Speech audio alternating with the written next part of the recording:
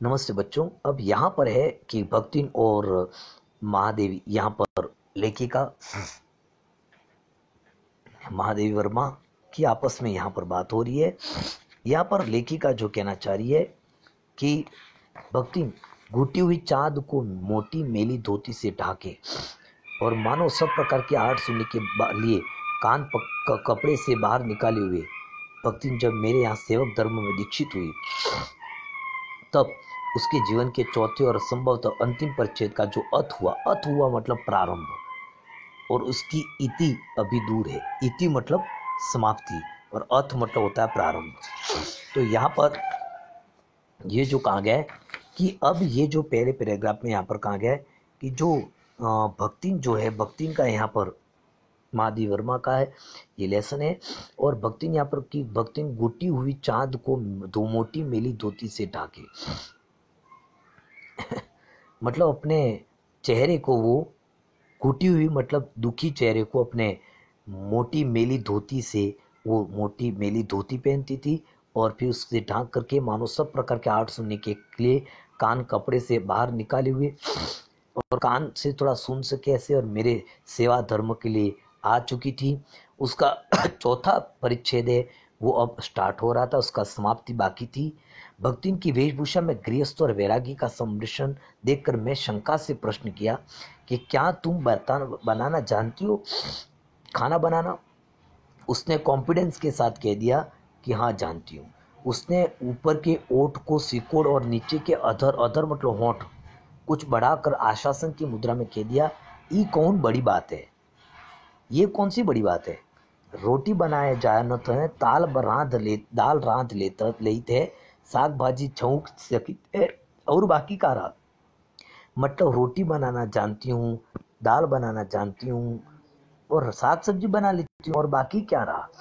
तो ये यहाँ पर बताया गया है। दूसरे दिन तड़के ही सिर पर कई लोटे ओंधा कर, तड़के ही मतलब सुबह जल्दी, एकदम जल्दी सुबह मतलब जल्दी बहुत सारे लोटे पानी से वो स्नान कर लिया और मेरी धूली धोती जल के छींटों से पवित्र कर पहनी और पूर्व के अंधकार और मेरी दीवार से फूटते हुए सूर्य और पीपल का 2 लोटे जल से अभिनंदन किया। सूर्य और का अर्घ्य दिए, पीपल को उसने अभिनंदन किया जल से। 2 मिनट नाक दबाकर जल के जप करने के उपरांत जब वह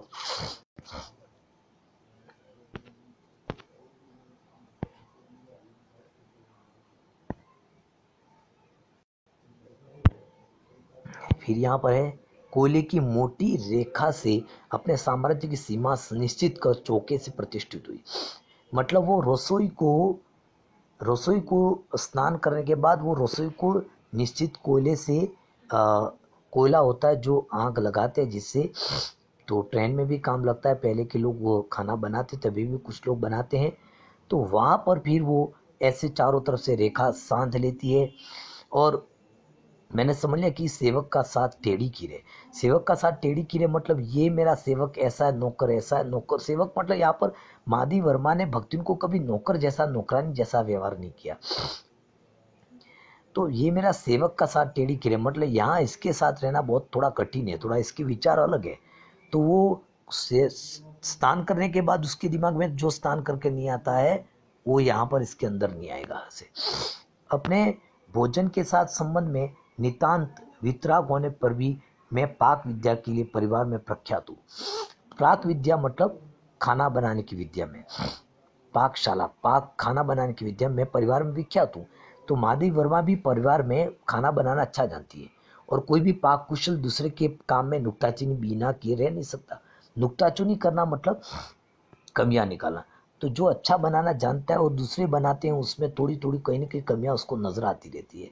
पर जब छूत पाक पर प्राण देने वाले व्यक्तियों का बात बात पर भूखा मरना स्मरण हुआ आया और भक्तिन की शंका को दृष्टि में छिपी हुई निषेध का अनुभव किया, तब कोयले की रेखा मेरी लक्ष्मण के धनुष से खींची हुई रेखा के समान लोर लगी।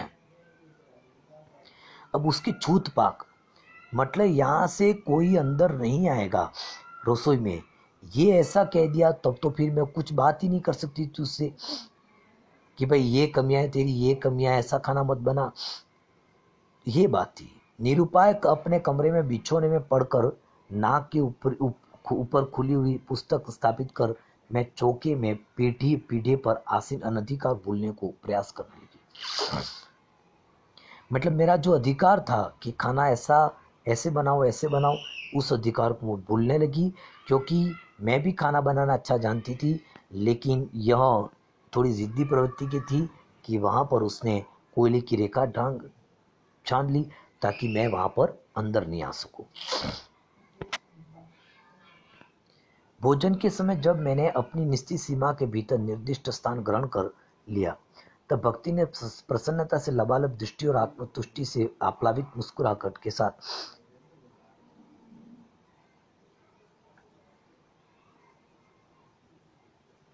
मेरी फूल की थाली में 1 अंगुल मोटी गहरी काली चित्तीदार 4 रोटियां रखकर उसे टेढ़ी कर गाढ़ी दाल परोस दी।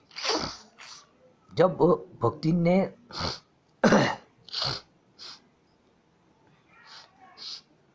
जब भक्तिन खाना लेकर आई और जब मैं स्थान पर बैठ गई, तब उसने काली चित्तीदार, काले दाग पड़ जाते हैं वैसी रोटियां रख दी बड़ी बड़ी, और दाल, गाढ़ी दाल परोस दी।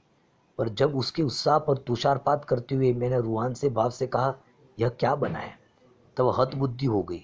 उसकी बुद्धि मारेगी ऐसा हो गई। वह ऐसा कैसे कह दिया, यूं हो गया उसको। रोटियां अच्छी सेकने के प्रयास में कुछ अधिक खरी हो गई है, पर अच्छी है, यूं कहा उसने। भक्ति ने क्या, रोटियां और पकाने के विचार में थी, लेकिन थोड़ा ज़्यादा जल गई इसलिए, लेकिन अच्छी है। तरकारियाँ मतलब अच्छी बनी है। और पर दाल, जब वह दाल बनी है तब उनका क्या क्या क्या काम, शाम को दाल न बनाकर तरकारी बना दी जाएगी, ऐसा भी कह देती हूँ।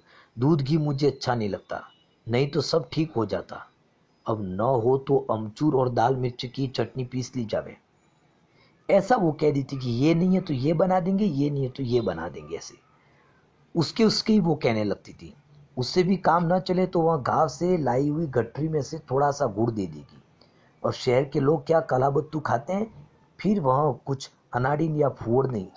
अनाड़ीन या फुअड़ मतलब असभ्य कहने का अर्थ है। उसके ससुर, पितिया ससुर, अज्जिया सास आदि ने भी उसकी पाक कुशलता के लिए न जाने कितनी मौखिक प्रमाण दे डाले। ऐसा वो कह रही है इसमें कि मैंने अच्छा ही बनाया है, कोई बात नहीं, ये अच्छा बात पकाने में थोड़ा काली हो गई है रोटी। अब फिर वो बात तरकारी थी, पर जब दाल बनी है तब उनका क्या काम, शाम को दाल न बनाकर तरकारी बना दी जाएगी, ऐसा वही कहती। शाम को ये बना देंगे, वहां पर ये बना देंगे, ये नहीं है तो ये बना देंगे, ऐसा नहीं तो ऐसा बना देंगे, ऐसा कहती हो। तुम ये खाना जानते हो, शहर के लोग क्या जाने कला बत्तू। तो ये जिस प्रकार से अपन गाँव के लोग छाछ और रोटी खा लेते हैं, वैसे गाँव में भी, यहाँ पर भी इनके कला बत्तू ऐसा कुछ बनाते थे उस टाइम पर। तो ये असभ्य लोग जैसे खाना खा लेते थे। और वो कहती है कि मेरे जो ससुर है, और पितिया ससुर है, ससुर के ससुर है, ससुर के जो पिता है अजिया सास, ये सब मेरे पाक कुशलता पर तारीफ करते थे, ऐसा उसने कह दिया। अब नेक्स्ट पर जो है वह नेक्स्ट अपन कल पढ़ाएंगे इसको। धन्यवाद। इसको अच्छे से पढ़ें, आप ध्यान से पढ़ें।